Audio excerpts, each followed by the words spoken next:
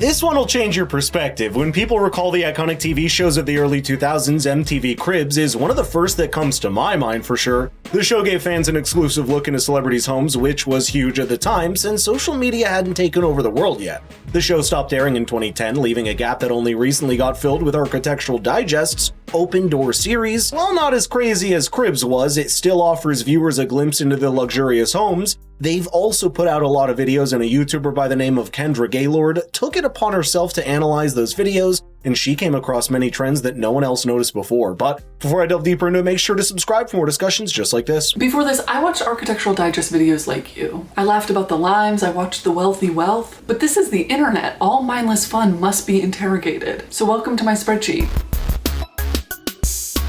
This is where the magic happens.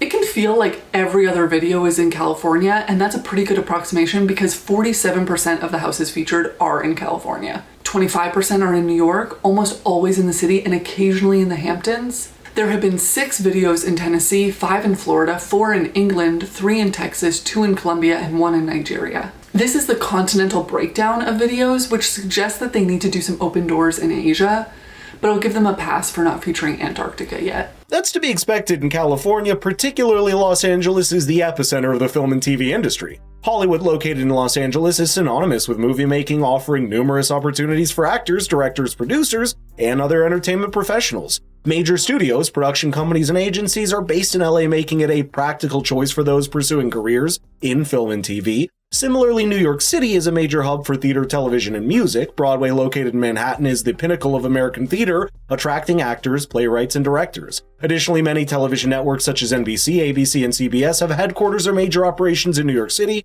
Living in New York City or California means being closer to other industry professionals, making collaboration and networking easier in an industry where such aspects are very important. Whether it's meeting for a business lunch, attending a film screening, or collaborating on a project, being in these cities makes it easier to stay connected with the entertainment community, but that is not all that the data shows. This next one reveals a lot about these house tours. Now we get to where the fruits of my labor really paid off. How many videos feature a bowl of fruit? In 60% of open doors, there is a collection of fruit and vegetable on display. 18 of 98 fruit bowls include limes, 22 include oranges, and 28 include lemons. There is a general obsession with citrus, and I noticed dragon fruits and artichokes are both trending upwards. I may have gotten distracted by these fruits, but so did the celebrities. I love limes. I love them. Yeah. Sorry.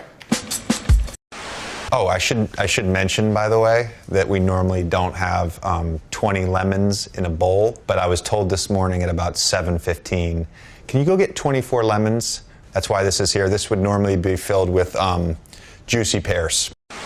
And every morning we have like berries. It's not because you are filming here that we just got like these bowls of berries here. I'm about to have some friends over. It's all laid out very neatly, and we're gonna just sit here and share this one lemon. Also at 65% is the number of celebs who show a TV of some sort. That's funny because when Dakota Johnson appeared a year later on the Jimmy Fallon show, she said, quote, "I actually didn't even know they were in there. I was giving the tour and went into the kitchen and it was set dressing. I'm actually allergic to limes. This shows more than you think. Let me explain how." Most celebrities hire interior designers to curate their homes, and when it comes to house tours, these designers focus on creating visually appealing and photogenic setups. They might rearrange the furniture, add or remove decor items, and even bring in new pieces specifically for the tour. The goal is to present a polished version of the home that is worthy of display and definitely differs from how the home is on a daily basis. In the case of Ashley Tisdale, she chose to be her own interior designer of her home for her at-home tour and chose to showcase a bookcase, but have to admit, quote, "These bookshelves, I have to be honest, did not actually have books in them a couple days ago. I had my husband go to the bookstore and I was like, you need to get 400 books. The house tour is much more about crafting a public image as it is about showcasing the home. It's about reflecting the celebrity's brand and lifestyle, trying to project an inspirational image that fans and viewers find appealing." The next clip I'm about to show you proves this point. And what about wood? How many celebs mention a special wood in their lives? 40%. And a lot of them made me laugh. And this is our amazing bathtub. This is a teak bathtub. It's amazing. It's made by Scottish barrel makers. We got our hands on some really cool wood early on and wanted to find a place to utilize it. So it's a barn in Wisconsin. Yep. And the wood from this is from Venice, Italy, from the piers in Venice, Italy. They reclaim the wood, and then there's only like 17 or 18 dining room tables like this. So we purchased these 3 barns out of Wisconsin that were built by this incredible Amish community a little over 120 years ago. And then we just shipped out the barns and sort of just built the house with that wood. But, Speaking of wood, get that in that fire. This tree stump is actually from the front of my house. I cut it down 2 weeks ago. No, I'm just kidding. This is from my grandfather's tree stump. My grandfather's tree stump. The portrayal of celebrity homes as containing rare and special types of wood is primarily a marketing strategy. High-end interior designers and real estate agents use this narrative to enhance the perceived value and luxury of these properties. Terms like exotic hardwoods or custom milled timber are thrown around to impress potential buyers and create a sense of exclusivity. In reality, many of these woods are not as rare or unique as they're made out to be. The audience unfamiliar with the specifics of wood types takes these claims at face value, reinforcing the perception of exclusivity. Common varieties like oak, maple, and cherry are renamed to sound more exotic. The world of celebrities is all about exaggeration and appearance, after all. For example, Brazilian cherry is just often a marketing term for ciabatta wood, which is widely available and not really particularly rare. The same goes for other woods that are rebranded to fit the high-end image. The strategy works because it taps into the aspirational nature of celebrity culture. Fans and potential buyers are drawn to the idea of owning something that seems exclusive and rare, much like the celebrities themselves.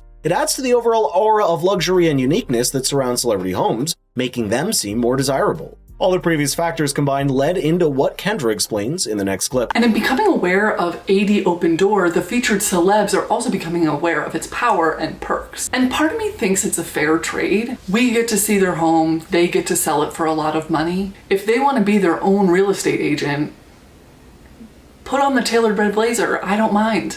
And the power of real estate works for many people, like Nate Berkus and Jeremiah Brent, who through these videos, I've seen 4 of their houses that they've lived in the past 8 years. And I think you will quickly see a trend. Bought New York City apartment in 2013 for $5 million, featured in 2015, sold in 2016 for $9.8 million.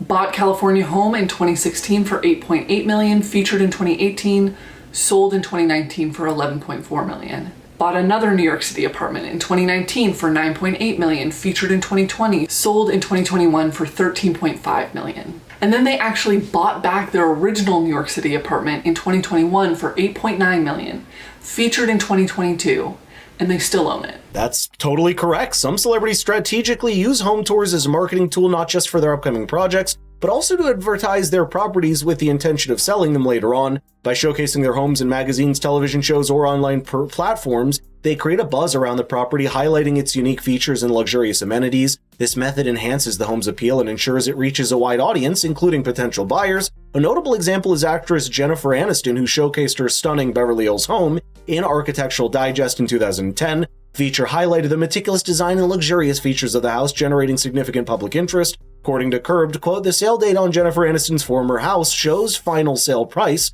of $35 million, and Aniston paid $13.5 million for the Hall Levitt designed house in 2006, then spent years fixing it up with designer Stephen Shadley before putting it up for sale in February 2011. That's great business if you ask me. Television personality Ellen DeGeneres is also known for being a serial real estate flipper. She frequently buys, renovates, and sells homes throughout showcasing them in various media outlets. And for instance, she featured her Santa Barbara estate in El Decor, which she bought for $18.6 million not long after she sold the property for a reported $23 million to cosmetics entrepreneur Jamie Kern-Lima and her husband Paulo. This strategy leverages the celebrity's influence and the public's fascination with their lifestyle, transforming the home into a coveted asset. But what are your thoughts on this? Would you still watch these house tours even though the majority of them are fake? Let's get the conversation rolling in the comments down below.